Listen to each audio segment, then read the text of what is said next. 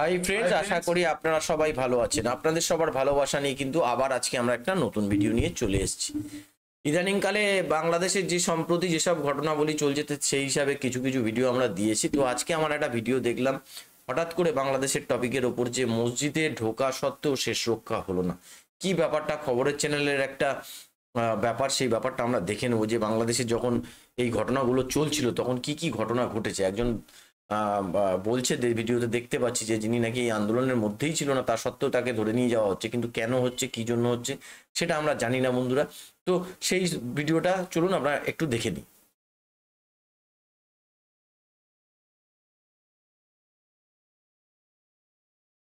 আপনাকে কোথায় পাওয়া গেছে? আমাকে পাওয়া গেছে মসজিদে। আন্দোলনে এসেছেন? আমি নিউ মার্কেট আমাদের দোকান আছে, ওইখানে গিয়েছিলাম। ওইখান থেকে আমি বাসা যাওয়ার সময় এখানে বোম মারতাম, ভয় এটার ভিতরে ঢুকা মসজিদে ঢুকা। সমস্যা একটা বড় সড়ো হয়েছে, সেটা আগের এগুলো সমস্যা। মানুষ কিন্তু এতে এফেক্টেড হচ্ছে। তো মসজিদ মনে হচ্ছে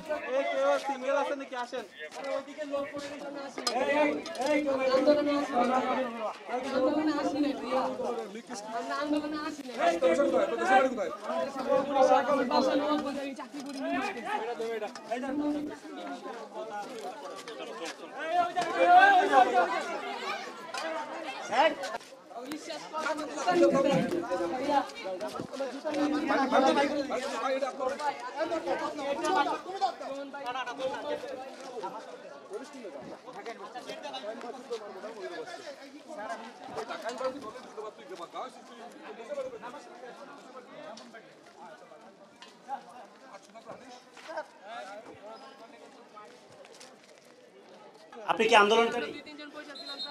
না স্যার, আমি নামাজ পড়তে গেছিলাম। বাসা কোথায় আপনার? আমার বাসা ব্রাহ্মণবাড়িয়া। ব্রাহ্মণবাড়িয়া। এখানে আসলেন কিভাবে? এখানে আমি ঢাকা ইউনিভার্সিটিতে পড়ি। থাকছেন কোথায়? আমি থাকতাম হলো আজিমপুর, হলে থাকতাম না। ওইখানে কি হয়েছিল? আপনাকে কোথায় পাওয়া গেছে? আমাকে পাওয়া গেছে মসজিদে, নামাজ পড়তে গিয়েছিলাম। তো নামাজ পড়তে গিয়েছিলেন, এখন এখানে আসলেন কিভাবে, কেন আসলেন? স্যার এখানে আসলাম না, আমি মানে দেখতে আসছিলাম, নামাজের টাইম হয়ে গেছে, ভিতরে চলে গেছি আমি।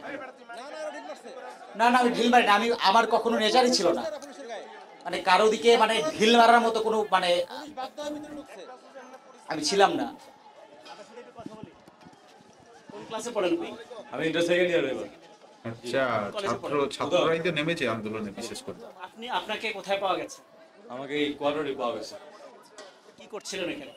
যে আমরা মসজিদে স্থান করছিলাম। আপনি কি আন্দোলনে এসেছেন? জি, বাসা কোথায় আপনার? বাসা আমার কামরাঙ্গীরচর। থেকে এসেছিলেন? আপনি কিসে পড়েন? পড়াশোনা করি না ভাই। আমি নিউ মার্কেট আমাদের দোকান আছে, ওইখানে গিয়েছিলাম। ওইখান থেকে আমি বাসা যাওয়ার সময় এখানে বোম মারতাম, ভয় এটার ভিতরে ঢুকা মসজিদে ঢুকা। ইমাম সাহেব বললাম, স্যার আমার একটু দেন, বাইরে এরকম গোলাগুলি চলতেছে, এখানে বসো, গোলাগুলি শেষ হলে বের হয়ে যাও। এখান থেকে ধরে নিয়ে আসছি। আমি নাকি বাসা কোথায়? লালবাগ, নবাবগঞ্জ। আপনি কি আন্দোলনে এসেছেন? জি না ভাই, আন্দোলনে আপনি কোথায় যাচ্ছিলেন? আমি যে দাঁড়িয়ে সমস্ত রানীপুর মানিকবার বহুত কাম করছি আমরা। খামা খাবি একটু ভিডিও টিপ লাগছে, ভিডিও রান্নার তো জানে তো আমি বুঝাই দিতাম। আপনি এখানে দাঁড়ায় ভিডিও করতেছিলেন? না স্যার, এই ভিডিও দিতে পারবেন স্যার? আপনি এখানে ভিডিও করতেছিলেন? না, এখানে ভিডিও দিতে পারবেন না স্যার, এখানে ভিডিও দিতে পারবেন না আপনি এজেন্ট হয়ে আইছেন কেন? স্যার। এখানে ভিডিও দিতে পারবেন না স্যার। স্যার এখানে ভিডিও আমি করি না স্যার, কারা এজেন্ট হয়ে আসছেন এখানে? এখানে ভিডিও করি না স্যার। আমি বললাম আমি তো কোন জায়গায় কাজ করি, আমি সমাজ কল্যাণ কাম করি, আমি তো তুলেন না স্যার। এই জায়গায় ভিডিও করি। কেন ভিডিও করছেন? আচ্ছা,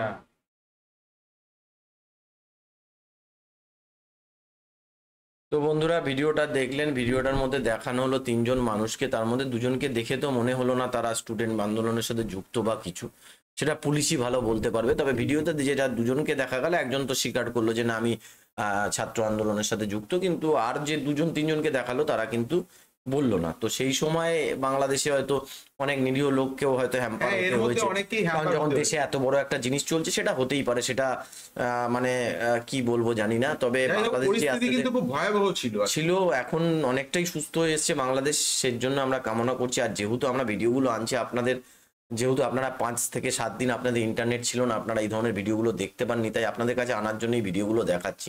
তো আজকের মতো বন্ধুরা ভিডিওটা এখানেই শেষ করছি, আবার কাল দেখা হবে একটা নতুন ভিডিও দিয়ে।